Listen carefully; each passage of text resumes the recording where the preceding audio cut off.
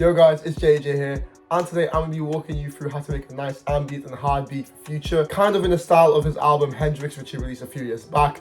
Really dope beat I want to walk you guys through, but before we get into the video, guys, I have just released my latest drum kit, my first ever drum kit, the Essential Kit, out right now. It's in the link in the description. All you gotta do is follow my Instagram, share the post, tag 3 people, simple, and you get the kit for free. And let's just get into the video. So the first sound I use for the sample for the beat is a pad from Analog Lab called the Diamonds pad. And as you can see here, I've got myself a nice pattern in the scale of G sharp, and it's a very, very nice simple pattern. To break it down, of course, I start off with a minor chord. Then I break down into another minor chord, as you can see, just going 5 semitones down to 1, 2, 3, 4, 5. But for a bit of variation, I add this nice little D sharp, keeping that nice little bit of tension in. On top of that, I add a nice little transitional note. Then we come up back into here, and it's essentially, as you can see, another chord, which is the exact same as the previous one, but I just took it up a whole octave and just messed with the inversions of the notes. And then finally, I pretty much took the same chord, just added an E as a root note, and then just took this E back down to a D sharp, giving it a nice bit of tension. And again, for these kind of nice ambient future beats that you really want to make, as you can see here and over here,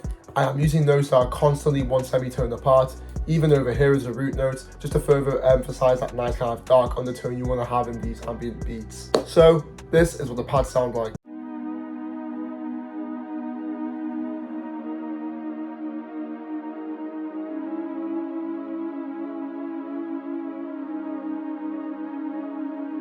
And there we have it, nice dark ambient. As for effects, first of all, I got myself an instance of Shaper Box 2 and kind of creating this nice little sidechain effect for it. Currently it's not playing, but when I play the full sample, I'll show you what it sounds like. Then I got myself an EQ cutting off all the lows, an instance of RC20 just to give it a bit of a vinyl little vintage deteriorated sound, and of course some reverb just to really emphasize that ambience. And these are the presets that I use in my Valhalla vintage verb. And then last but not least, I stereo separated the sound around 30% just to widen it in your headphones to really immerse you in that feeling. Next up, we got ourselves another instance of Analog Lab 5, and I'm using a preset called Aerosphere. And from looking at the pattern, it's just a very simple counter melody, just to add a nice little bit of accent. It's kind of like ear candy essentially. And to break it down again, I'm just following this nice little D sharp and E pattern over here, following that top line of the chord progression, and then over here and over here, got myself a nice little few transitional notes. So without further ado, this is what the counter melody sounds like.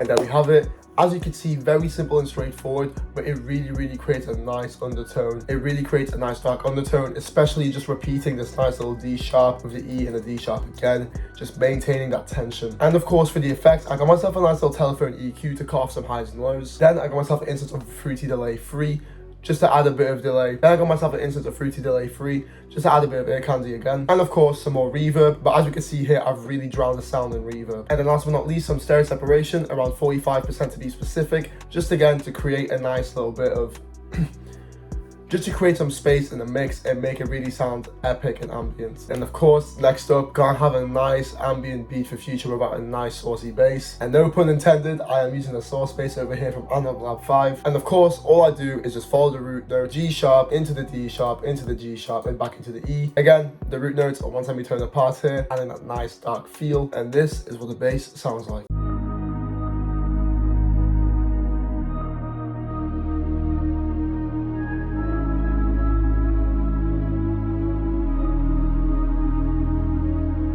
And there we have it. The bass really fills in that low end, and it was really needed, and I really love how it just complements the pad and the counter melody so well. And last but not least, for the final part of the sample, we got ourselves an instance of Analog Lab 5 yet again, and I'm using a preset called Cassini, and it's a pad. As we can see from the pattern, I created another counter melody essentially here, again starting with the root notes and then going back and forth between the D sharp and the E. Again, notes 1 semitone apart, giving that dark sound. As for the effects on this one, I got myself an instance of an EQ again, cutting off all these lows and ducking some harsh frequencies. Then I got some Shaper Box to really pan the sound, and it really just takes it to another level, adding that further ear candy that we want in these nice ambient future beats. And then of course, some Valhalla vintage verb, because you need to add that nice washed out reverb. And lastly, I stereo separated the sound around 60%, just to really give it that kind of wide sound, especially when you have your headphones in, you can really tell. And as we can see here, this is how I laid out my sample. First of all, I pitched everything up 3 semitones, taking it from a G sharp minor all the way up to a B minor. And as we can see down here, this is the automation I created for that sidechain I brought up earlier for the main pad of the melody. And now, without further ado, this is what the full sample sounds like.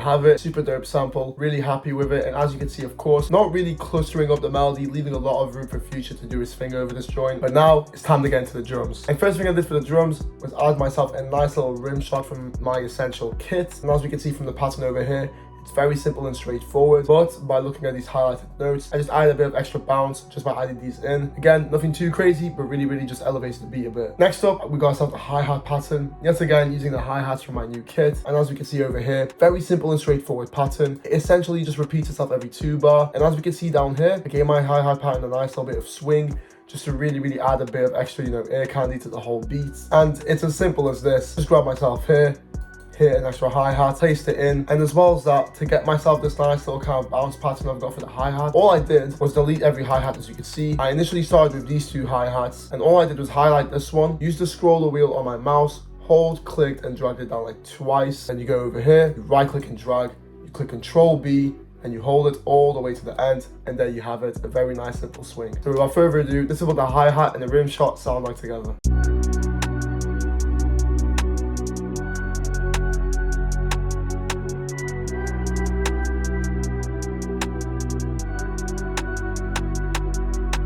And there we have it. Next up, I got myself an instance of the bow kick. It's a very nice hard-hitting kick in my kit, and it really goes well with these kind of Hendrix beats that Future goes over. They're very ambient, but the drums always just really hit hard, as they should be. And as we can see, of course, it's a very simple kick pattern. Essentially repeats itself every 2 bars, we can see here. And one thing I repeat in every video of mine, new viewer or old viewer, you're gonna hear this yet again. All I do is click Control A, highlighting all my notes. And if you hold the scroller wheel and you click and drag it all the way up, as you can see, I max my velocity out for my kicks and my 808s. And the reason I do this is because it makes them sound so much punchier in the mix, really elevating the beat, and it sounds much better for artists. And last but not least, for the drums, I got myself an instance of an open hat from the kit, placing it at the end of every 4 bar. Nice little snappy open hat, giving it a bit of extra ear candy yet again. And now without further ado, this is what the full beat sounds like.